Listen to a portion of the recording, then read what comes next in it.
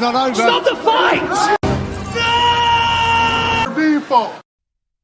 Everybody, I come here for everybody. Kill everybody. I'm the champ. I'm the king. Kill everybody. Ah! Okay, guys, welcome back to Broke Bets. We are here for our UFC 294 picks and predictions. Lane here with you. Also got my co-host Carson with me. Yes, sir. 294 here is looking like a good one. Yes, sir. Abu Dhabi, obviously late replacement fights, but I think it's coming out pretty well. To start it off, we got Bruno Silva versus Sharabutdin Magomedov. I am not convinced by the hype of Magomedov, but we will pick him here. I think stylistically, this fight will be really interesting just because Magomedov is a guy who mostly kicks, and Bruno Silva is a guy who mostly punches. And Bruno Silva will have to cut down that range a lot in this fight. And we've seen Gerald Meerschaert, other fighters who like to just fade their head back, kind of stay out of range on him. I think Magomedov could take some of those attributes here and just keep using those kicks at range, but not convinced by the talent completely. I think this could be a really close fight. We'll take a decision here, even though these guys are both kind of finishers. I just think we could see a decision. What do you think? Yeah, I'm really looking forward to this fight. I think it'll be a really good one. It's a big step up in competition for Magomedov making his UFC debut here. Like you said, Bruno Silva's never been knocked out before. He's been subbed 7 times before. Magomedov, all of his wins are by KO, one by decision. So he's not submitting anybody either. So I think this one goes long, goes the distance. I really like Magomedov's kicking game. Works the body as well. Knees in the clinch. Seen him finish a few opponents with those body shots. So I like his kicking game here. I think Bruno Silva's a little too hook heavy, throwing those hooks. So I think the kicking game of Magomedov will make the difference here. Historically, too, a small cage has always been really good from Bruno Silva. Magomedov really doesn't have the best wrestling. I've seen him get taken down quite a bit before. His level of competition doesn't look too good in MMA, at least. And I don't know. I don't feel convinced by this fight. I feel like it's gonna be a kind of a touch and move fight. But Bruno Silva does just bring I'm going to run into you type of thing in almost every one of his fights. So going the distance will be tough. He's super powerful. So right. His only decision loss, Bruno Silva's, was against Alex Pereira. Alex Pereira couldn't knock him out. So right. Should be a really good fight here. He is a strange person, too. Like, in his last 5 fights, I can recall him getting hurt, or I guess in the last 4 of the last 5, I can recall him getting hurt or dropped. Jordan Wright, he got rocked in that fight before getting a knockout. Got rocked versus Alex Pereira, dropped versus Meerschaert before the choke, dropped versus Brendan Allen. So, a range. You don't know what Bruno Silva you're going to get on this night. If you're going to bet him, maximize value by him by KO. But other than that, Magomedov by decision. Okay, for the next fight, we have Jinh Frey versus Victoria Dudakova. Taking Dudakova here. Frey just kind of being that girl who's maybe off the USADA thing. She's going to be all juiced up for this fight because she's already got those shoulders. But old, never been quite that great. Obviously, with that 11-9 record, she actually has a pretty good takedown defense record, but she's also facing some people with not that great at takedowns, which will kind of boost your resume for that. And I feel like Dudakova can find a takedown here. The stand-up doesn't look too good from her, but I do think the ground game will pay off. We'll go submission round 1 for Dudakova. What do you think? Dudakova, 24 years old. Frey, like you said, 38 years old. I think she's kind of on her way out. The 11-9 record here. I think they're trying to get another win for Dudakova, close to her home. Yeah, I think she'll have the far better wrestling here and find a submission early. In her Contender Series fight, when she tore her ACL and in the second round and still was able to to get Silva down in the third and rain some pretty good grounded pound. So she's a tough fighter. So I like her a lot here. Yeah, I got nothing more to add on to this one. So Dudakova, submission, round 1. Okay, for the next fight, we have Nathanial Wood versus Mohammad Naimov. Gotta take Nathanial Wood here. A lot of ifs about him, just with being undersized for this division. This dude needs to eat more. I mean, you're already short for this division. You can't make 135, as he's kind of said, or doesn't want to at least. But you gotta eat at least and put on some more size, because Andre Fili, there was just a clear size discrepancy there that affected some of the damage in that fight as well as grappling. But from what we've seen of Nathaniel Wood is like technical brilliance in a lot of ways, and incredible vision. I mean, he sees a lot of things coming. Very good at planting his feet, appearing in range, moving out of range, countering. And Naimov, for the most part, there's a power advantage on his side, but other than that, the ground game doesn't look that great, and for the most part, just powerful spinning kicks and throws hooks as hard as he can. So I like Nathaniel Wood just by a decision. I think Naimov survives to that decision. What do you think? Yeah, I think Nathaniel Wood will be the far more technical fighter here. Like you said, Naimov, he's got decent leg kicks, but he's pretty wild. Throwing those heavy, wide hooks. He's pretty explosive, but yeah, I mean, he was losing to Jamie Mullarkey pretty good. I think Mullarkey was like minus 1,500 on the live odds there before. I don't even know what he was doing. Faking a takedown and just sitting in range, ready to get clocked. Right. But anyways, Wood's not going to be doing that. So, yeah, I like the jabs from Wood. I think he's a really good technical striker, and I think he wins this one. Crazy good speed. Another thing, Naimov trying to take people's heads off with those big spinning heel kicks and kicks to the body. Wood does a good job of keeping his hands high all the time. And I think just like we said with his vision, fading out of the way for those types of actions won't be that hard. And as we've seen with him, trips in the middle of the octagon are just so good. I could see him taking this fight to the ground, taking a lot of time out of it as well. And yeah, I really like him here. Of course, like I said, the dude just needs to eat some more fucking chicken or something because, again, a little bit undersized. But that's also why he's fast, so interesting. But yeah, Wood by decision. Okay, for the next fight, we have Anshul Jubli versus Mike Breeden.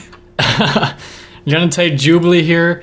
Mike Breeden, everyone knows just isn't that good. I mean, the T-Rex fight, given a lot of people just get steamrolled because the can crusher will come to crush cans. And getting taken down a lot by Natan Levy, just doesn't have the chin. The striking doesn't look that great. Anshul Jubli here, okay striking, kind of leaves his chin pretty high up in the air, but a grappling advantage seems pretty evident. He ran right through Jekta Saradi with his grappling, but that honestly wasn't the most impressive thing. I feel like Saradi was underdeveloped with his ground game, more of a stand-up guy. But the striking looked pretty good against Kim. Counter left hooks, things like that. Seems to have a decent power behind his punch, so we'll go with knockout just because Mike Breeden seems to be really unreliable. That chin's been tested. We'll go with the second round knockout. What are you thinking here? Yeah, Jubli fights behind that jab. He was early in that Sergey fight, and then he had a huge advantage on the ground, so he was able to take it there and pretty much dominate on the ground for the rest of the fight. So he had pretty good top pressure and had some good grounded pound. So Breeden getting taken down by Levy 9 times or whatever, like you said, and getting finished 2 out of his last 3 fights and getting finished early, and getting KO'd 3 months ago against Terrence McKinney as well. So yeah, I think all the momentum's on Jubli's side here. So if you watch the film on Mike Breeden too, frequently gives up his back when he's taken down to try to get back up. Jubli could easily just take advantage of that. hop on the back, submit him there. So a lot of options in this fight. I feel like Mike Breeden has to fight a pretty scared fight every time he's out there now because that chin's been touched. So, yeah. Jubli, KO, round 2. Okay, for the next fight, we have Sedriques Dumas, also known by another name, versus Abu Azaitar. What a weird fight. Unreliable fight. Gonna go with Dumas here. Not convinced by his skill level, his cardio. A lot's missing there, but Abu Azaitar taking a lot of time off between fights, up there in age, weird body type, not very diverse striking game, just throwing heavy punches. Dumas, horrible cardio, decent power. I feel like this will be a knockout for Dumas, but these guys have both shown they're not super reliable, so I'm not too interested in many parts of this fight. What do you think? Yeah, we got Captain Morocco, Abu Azaitar, repping the German flag here. I think, like you said, he's got a weird body style. I mean, his chest is as thick as they come. That's why he's 5'9" in this division, And then Dumas is as skinny as they come, so... I mean, both these guys have one round of cardio. Azaitar just throws wild hooks. He's got decent leg kick, I would say. But, I mean, if you're betting this fight, oh, man, this is going to be painful. Yeah, I mean, you just got to hope it ends quick if that's what you're kind of looking at for. But Dumas, I mean, if Cody Brunage wouldn't have pulled four failed guillotines in the fight, it's questionable if Dumas would have won that fight. But again, you're facing Cody Brunage, and there could have been many instances in this fight where if Dumas just hit Brunage a little bit on the ground, the fight would have been over. But it just continued to get ugly. He looked tired. It's versus Josh Fremd. Step through. He does have really long arms and uses that length pretty well for his punches, but seems like he has a lot of big actions that take the energy out of him. And then Josh Fremd just capitalized when he got a little bit more tired and destroyed him. So he had some hype on his name after his Contender Series fight. People were excited for him, and then 2 kind of lackluster fights in a row. So any more thoughts here? No. Next! Okay, for the next fight, we have Javid Basharat versus Victor Henry. Going with Basharat, although he's, in my opinion, overpriced as a favorite. Has shown that he is such a great prospect, but isn't winning these fights just with total dominance. Needs to get a finish here at some point, and Victor Henry is just going to be such a tough guy to finish, as we've seen with Raoni Barcelos, and Asuncao hit him with some big punches too, but in a war with Tony Gravely, who's got power. So I think Basharat stays on the outside, uses his front kick, his cutting distance straight punches, but to call him a minus 425, that's a jump to me. I'd say he's more of a minus 200 to 250 range. And Victor Henry's in these close fights. I mean, Asuncao puts on close fights with a lot of people, so there's not too much shame in losing there. I know everyone had him parlayed up on that card. And like you said, Barcelos, he came back, he hurt him multiple times, and in these close fights, so it'd be interesting. What are you thinking? Yeah, I mean, I really think Basharat's diverse striking and his footwork will win him this fight. I think he'll be scooting around the outside of the octagon and just poking at Victor Henry here. Victor Henry, like you said, he's super tough, super durable. He's never been finished before, so yeah, I mean, I think Basharat wins another decision here. This would be his 4th decision in a row and all 4 decisions in the UFC, so I don't really see a finish here, just because Henry's super tough, super durable, and, Basharat tends to be going to decisions here with in the UFC. I'd have to give Basharat the grappling advantage as well, but Victor Henry's been pretty good. I think he has that Sambo background and then also just good at getting up, so it'd be tough for Basharat to really impose his will there. So Really close fight, but the prospects, the younger side, the Basharat brothers, they're coming up, they're taking over. I do think he still gets this win. So, Basharat by decision. Okay, for the next fight, we have Mohammad Yahya versus Trevor Peek. Sloppy fight for Trevor Peek. Yahya kind of wanting to be the more technical guy. We're going to pick Trevor Peek. I think watching Yahya, he's in these kind of more clean striking matches, and he's coming into a fight with a guy, a redneck, that doesn't care, seems to get hit by anything and just doesn't go away. You can take him down. He seems just to get back up somehow, although he's easy as hell to take down. Strong, and that cardio seems to be pretty good. I mean, he wastes a lot of energy, and his punches are comical. Like, they're just funny to watch. He just throws hammer fists. He throws anything that he sees as an option. So I'm going to go with a round 1 knockout just because Trevor Peek brings that chaos into these fights, and he most certainly won't let this fight be pretty. So what do you think? Yeah, he's going to make it a war, and in a war, I think Trevor Peek will find a KO at some point. Like you said, he's super tough, super durable. He's got really, really good strength. I mean, he's not technical at all, and doesn't have good technique or whatever, but he's able to get up when taken down. But yeah, I mean, I think at some point he will find the chin of Yahya and knock him out here. Yeah, I mean, on the Yahya side, low volume. He kind of wants to point fight, and he can get taken down pretty easily. In his most recent fight, he got taken down quite a few times. He was dropped in that fight. He does have a good 1-2, but it kind of leaves his chin up when he gets tired. And no shit, Trevor Peek does as well, but that Alabama jaw of his, whatever, the chewing tobacco that's in his mouth guard, all that protecting him. And it's going to be one of those, too, where for some reason, all the advantages should be on Yahya's side, technical, in his homeland for a fight here. But just for Trevor Peek, it's going to be like going over to the Middle East, looking for his oil money, coming for that W. I don't know. Somehow he wins. I don't know why, but Trevor Peek's sloppiness will win somehow.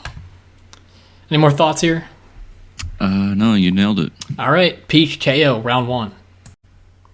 Okay, for the next fight, we have Tim Elliott versus Muhammad Makhachev. I'm going to bounce this one over to you. What are you thinking for this fight, Carson? Yes. I think Makhachev is minus 400, 500 favorite here, but I think this fight will be a lot closer than the line indicates. However, I do think Makhachev will somehow pull it off in the end. You see in his last 2 fights, he's both third-round finishes. He nearly got finished against Fialho, but he somehow found a way to win those fights here. But this should be another tough fight for him, but I still think he pulls it off against the savvy veteran and Tim Elliott. Well, I'm going to go against the grain with you on this one. I'm going to go with Tim Elliott. I feel like you said it right. The odds are completely off on this one just because Muhammad Makhachev has this. Okay, I think there's 2 taxes in the UFC. I think one is kind of being an English fighter. We've seen a tax kind of for English fighters. And then there's one for Russian fighters. And Muhammad Makhachev falls under both those categories, and then the hype as well. So you're getting triple taxed on his money lines.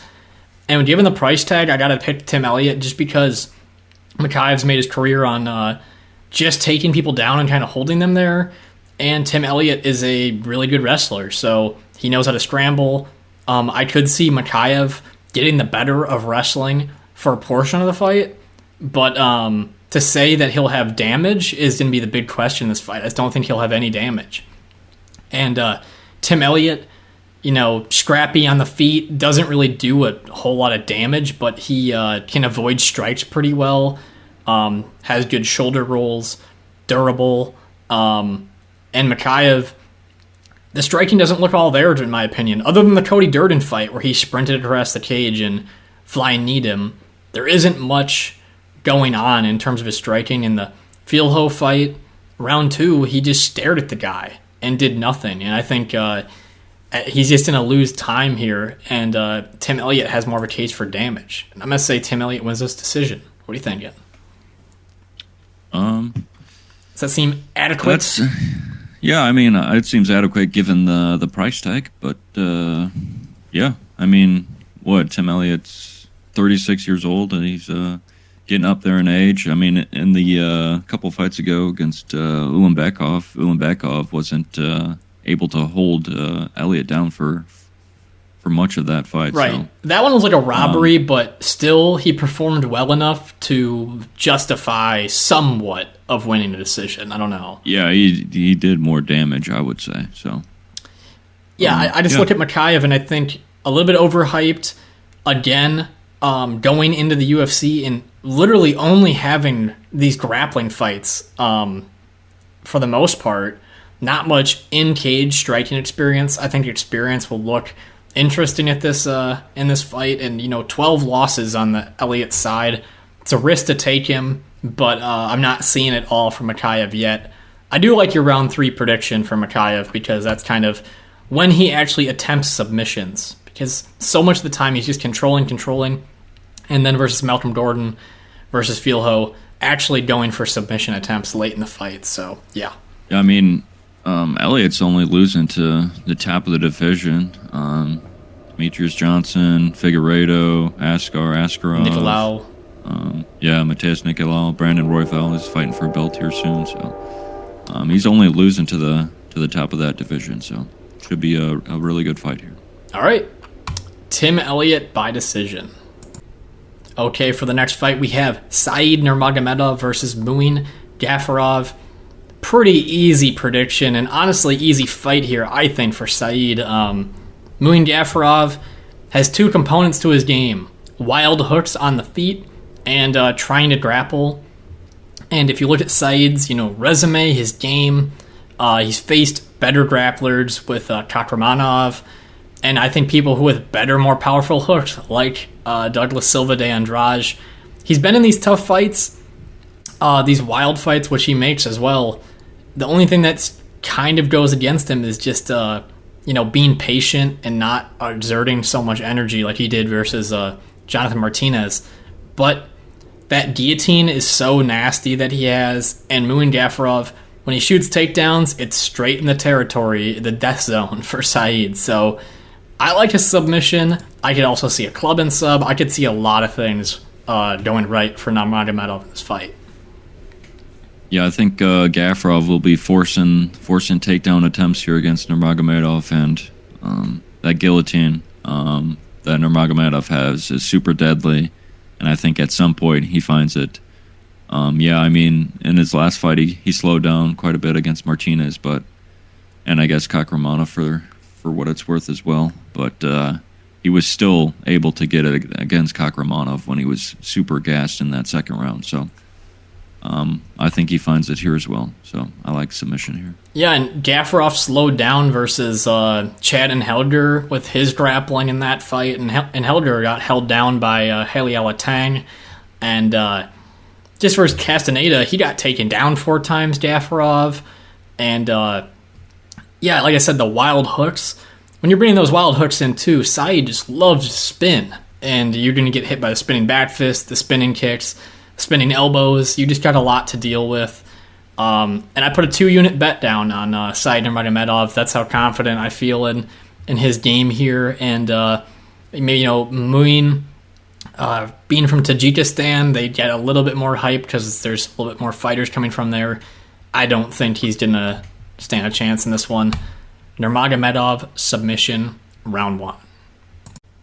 Okay, for the next fight, we have Ikram Aliskerov versus Warley Alves. Gotta take Ikram here. Alves, powerful, fast kicks, dangerous, of course, but, once that speed and that power is taken away a little bit after round 1, he slows down. And I just don't know if he has, after a hot start to his career, it doesn't look like he has that same willpower and want. And Nicholas Dalby just clinched him up a lot during their last fight, drained his energy. and he doesn't take damage as well either. So I like Ikram by a knockout here. I really like the way he uses his push kicks, and he's been having pretty good straight punches and obviously some success. The Phil Hall's knockout, anyone can knock out Phil Hall's if you land, somewhat clean, but, need him in the head, attempting a head kick, and then straight punches to finish him. More diverse game. He's got the wrestling advantage.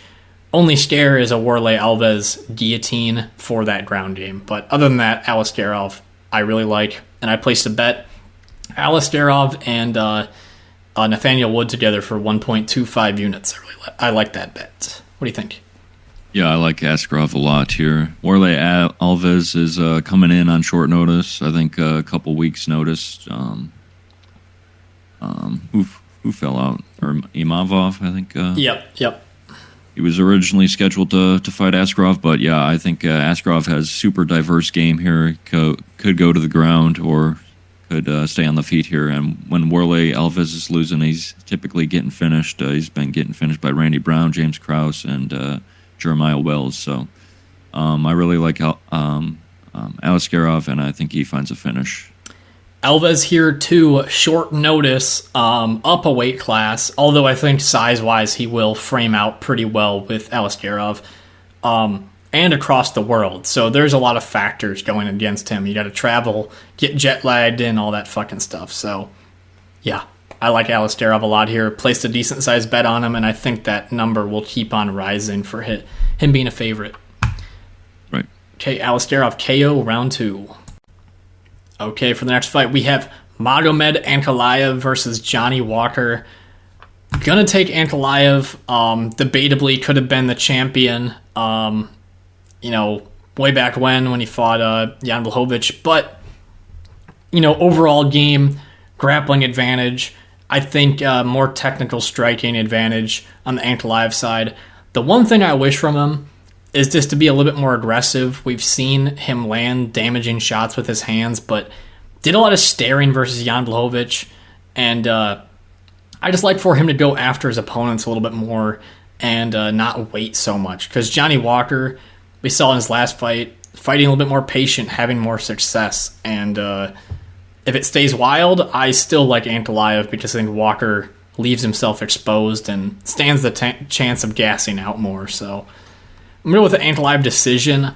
Again, I don't like the odds on this fight just because Johnny Walker is a Johnny Walker guy. He's going to come in there and kill or be killed or, fight super timid. So it's going to be a really weird fight. I can't really get a great prediction on this one. What are you thinking? Yeah, I think Ankalaev is definitely the more technical striker, better striker. Probably has the grappling advantage as well if he decides to go there. But Johnny Walker, he's just... he's wild. I mean, he's little safer. His last fight, last fight against Anthony Smith. But I just think Ankalaev's too good here, and wins the decision.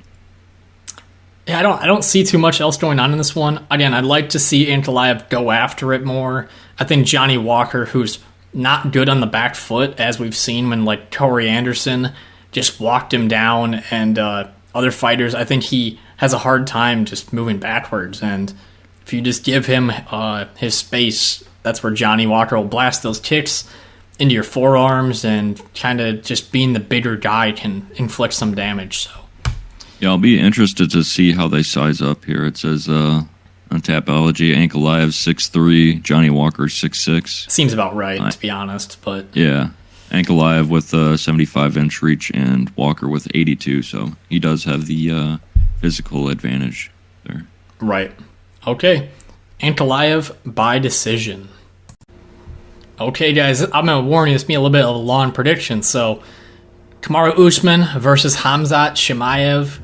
If you've listened to this channel, you fucking know. If you guys listen to that intro on the way in, I kill everybody. Simple as that. Smash time.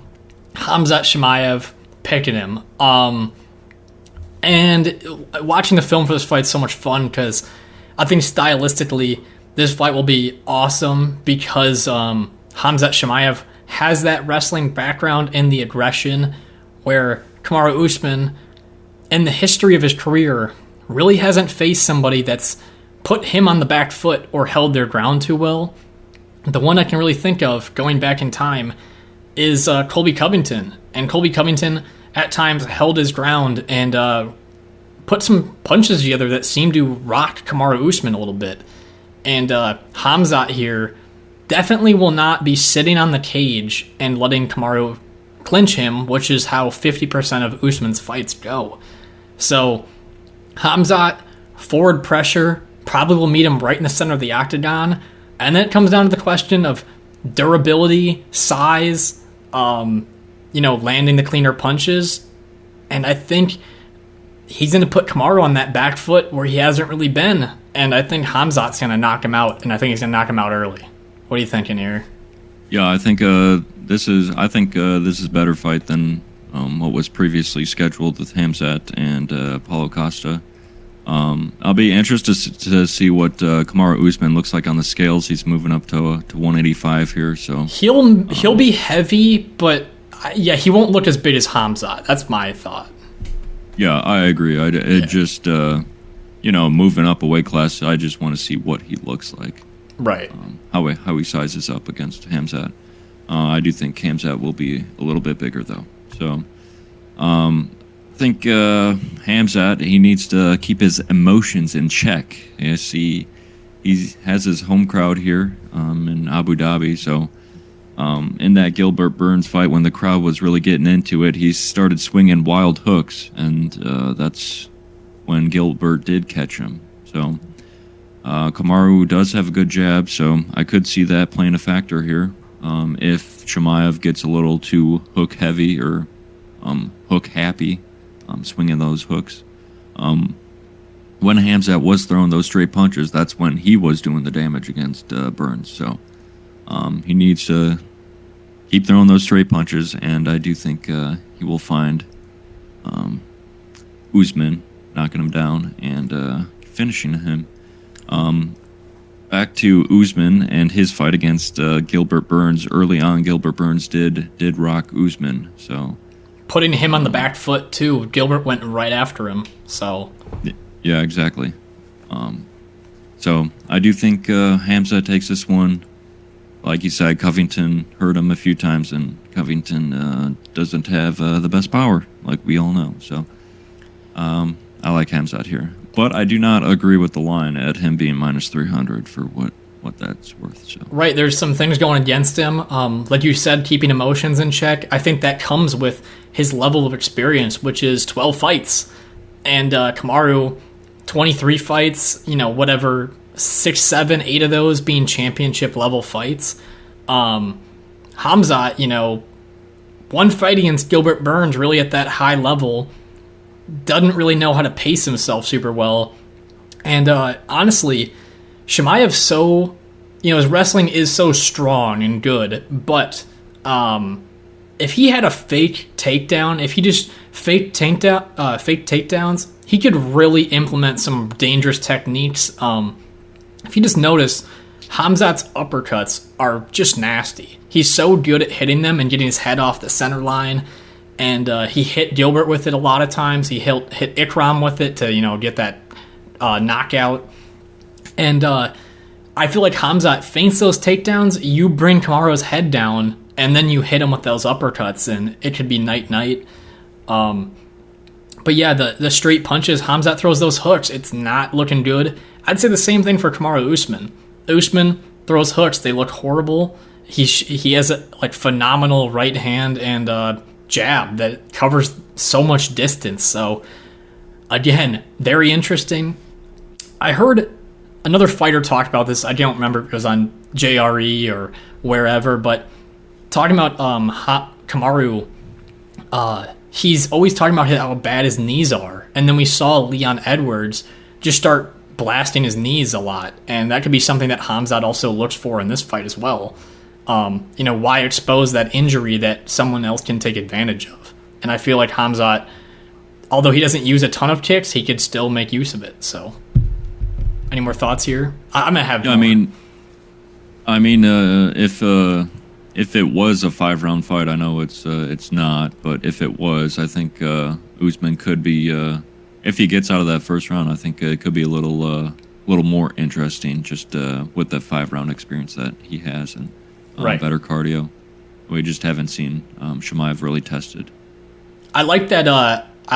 Really like about this fight is just that Kamaru can't lean on that fence, because that's how he's getting half of his wins. Like Jorge Masvidal obviously knocked him out in the second fight, but Tyron Woodley, Jorge, Leon Edwards in both fights just trying to push him up against the fence. Khamzat won't allow him to do that, and Khamzat has a nasty darce, man. Just absolutely nasty. Kamaru could also, be stuck into defending takedowns, and somehow he could just pop it out of there from somewhere. As we've seen with training footage of Khamzat too, it seems like he's making striking improvements. People see him hitting the bag on film. Obviously, a lot of people look really good hitting the bag, but he looks fast and he looks hungry. Kamaru's touched that gold. Who knows where his hunger's exactly at? Taking this on the notice that he got, he's got to be, that's a pretty big dog mentality, but I'm also sure he got compensated pretty large for that step in. So I like Khamzat. I like him by a first-round knockout. I like the pressure. You guys know that we love him here, obviously, with that intro. And, I'm so excited for this fight. Hopefully it goes down like the Gerald Meerschaert fight way back when he literally just walked up and one-shotted him. So I would love that. Yeah, this is probably my most... I think I'm more excited for this one than the main event. Khamzat is definitely the most anticipated fighter. Like, I remember getting chills when he was fighting Gilbert Burns just when they were walking out, so... And he's been out for a year or two, so... Well, I guess it was a year ago. Shit, that was a while. Yeah, Kevin Holland. All right. Yeah. Like I said, Khamzat, I kill everybody. Smash, boys. Come on now. Okay, for the main event, guys, we have Islam Makhachev versus Alexander Volkanovski. Of course, guys, please drop a like, subscribe, as always. Thank you guys for the support. As always, Islam's in a fight. We know that Muslim fans, Russian fans, always will be cheering for that guy. But I'm going with Volk. I saw enough from the first fight that I think Volkanovski can improve upon, whereas I feel like Islam's going to have more struggles improving upon parts of the first fight. Now, so many things going against Volkanovski in this fight. Short notice, the size, we don't know how much weight he's exactly holding on 2 weeks' notice, or a week's notice, or whatever. 2 weeks' notice. 2 weeks. But shoulder surgery recently, although I read something that said he should have been fully recovered at the end of August, I believe. So should be all good on that front. But Volk here, there's a couple things I saw in the first fight, and I think he was keeping his hands lower in that first fight to try to defend takedowns, and that right hand was low every time that Islam was throwing his left hand. I think Volk improves upon that in this fight, gets the hammer block, slips those punches. Also, mixing in a Philly shell into a little bit of his game might be really helpful for him here. But again, we've seen this guy in rematches prior, like the Max Holloway 2-3 fight. Look how much better he got in that time frame and how many adjustments he made.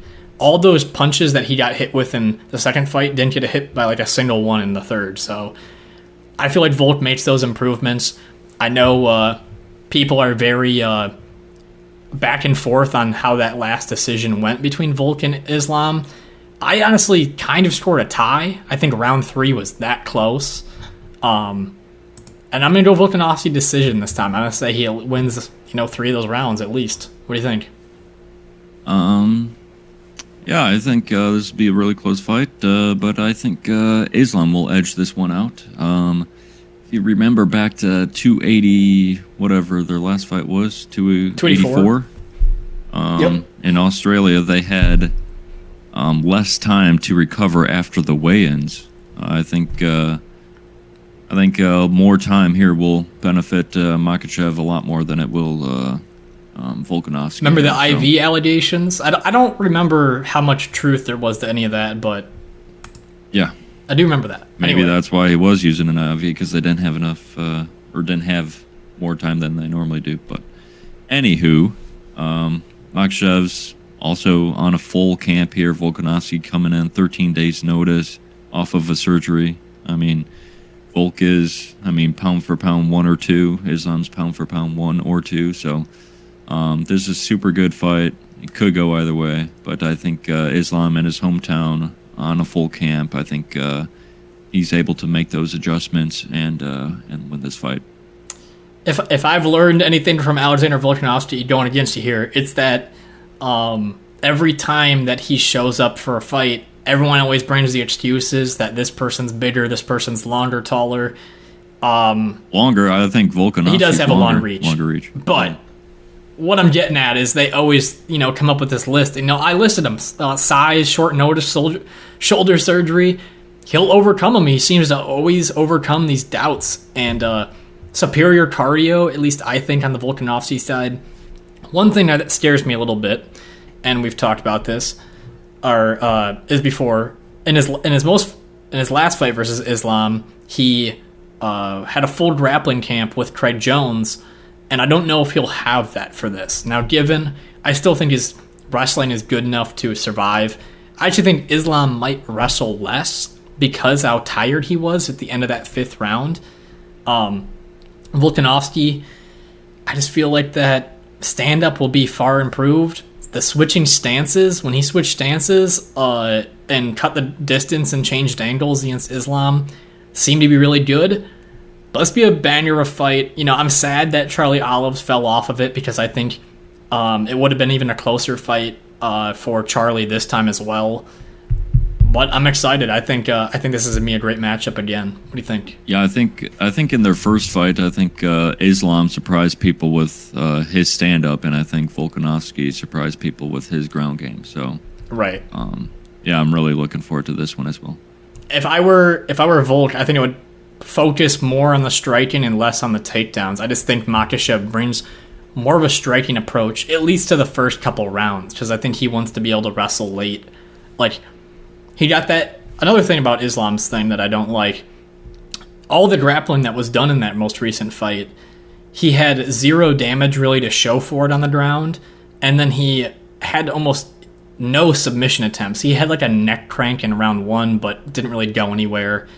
And I feel like judges are just, month by month here, getting a little bit more privy and to scoring for damage and not for control time. So interesting to see. But how is that gonna score when they're in Makhachev's hometown? So I don't know. We were in Volkanovski's backyard, and they scored for they scored for Islam in a close fight. I don't know.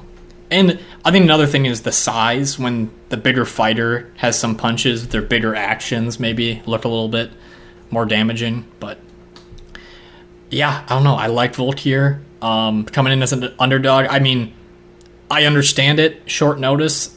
The price tag's still a little bit high for Makhachev. So maybe. Yeah, especially after we just saw them fight, a year ago, and it was super close. Could have gone either way. Right. Okay, I know you Islam commenters will be down there in the comments, but, we all love Hasbulla. It's all good in the end. Any more thoughts here? No. Should be a great card. Really looking forward to it. So. All right, Volk by decision. All right, guys, to polish up this video, we'll just do a little recap of Yusuf versus Barbosa, the card, our bets. Sadly, ended up going slightly negative. Did well to start the card. Got Dakota, easy money line pick on her. Yoder really had nothing to offer. She had some decent kicks and decent punches, but Dakota power advantage. But she still doesn't look great. I don't think Dakota looked too great either. McKinney, I'll just jump down to that because that was next that happened in order. McKinney KO, the value was there. We laid it. It played out. Just sprinting across the octagon, knee, and no shocker there. It was McKinney fight. Next in order, Yanez KO or points. Man, Jonathan Martinez and Cruz Gutierrez are taking the leg kicking game to a whole new level. Yanez, I mean, obviously didn't prepare for this fight, it looks like, properly, because he didn't address any of the inside leg kicks, which you've seen before on Cub Swanson and Saeed and other fighters. So the other bizarre part, I think Jonathan Martinez might have only landed one punch, and everything else was a leg or body kick. Just absolutely bizarre to watch, and shitty for me, but props to Jonathan Martinez. I've always liked him as a fighter. Just bizarre to watch someone just get chewed up. He didn't switch to southpaw. You know, he should look at Sean Strickland's style a little bit more when he's facing someone like that, because being square gives him an option to check those leg kicks, but Martinez's shins are made of fucking steel or something. Finally, took Yusuf by KO or points. My prediction was it was pretty accurate for what Yusuf had to do. He had to push forward, he had to crowd the kicker, and he did that in round 1. But he just made the mistake, for one, of not continuing to do that for at least 1 or 2 more rounds. And, in round 1, had him really hurt, and then went to the grappling where, if he would have stayed on the feet or made Edson get up, that fight could have been over. But really just, I guess, maybe inexperience in higher level fights, and just a shitty result, because he was almost steamrolled the guy. But Edson as well, such a great fight, just stayed in there, used his jab, again, more experience. That spinning heel kick was wild, and Sedriques just let the fight run away from him. He had low volume at the end of rounds. Every time at the end of the round, Barbosa would just do a little bit more, and it made it edge out the round to Barbosa every time. So, yeah, disappointing results. One of the judges didn't give round 1 a 10-8 to Sedriques, which is mind-boggling, absolutely insane. But yeah, disappointing card considering how things were. We were up 1.86 units and then dropped back down. That's shitty, but you guys see that. The only really bad bet I would consider would be Yanez by KO points. But okay, guys, hope you enjoyed the video. As always, like, subscribe, pay attention to the bets later in the week. So, peace. I know. It doesn't matter from the trenches. I'm built like this. The all doubted me said I couldn't do it. The all said I couldn't do it. Look at me now.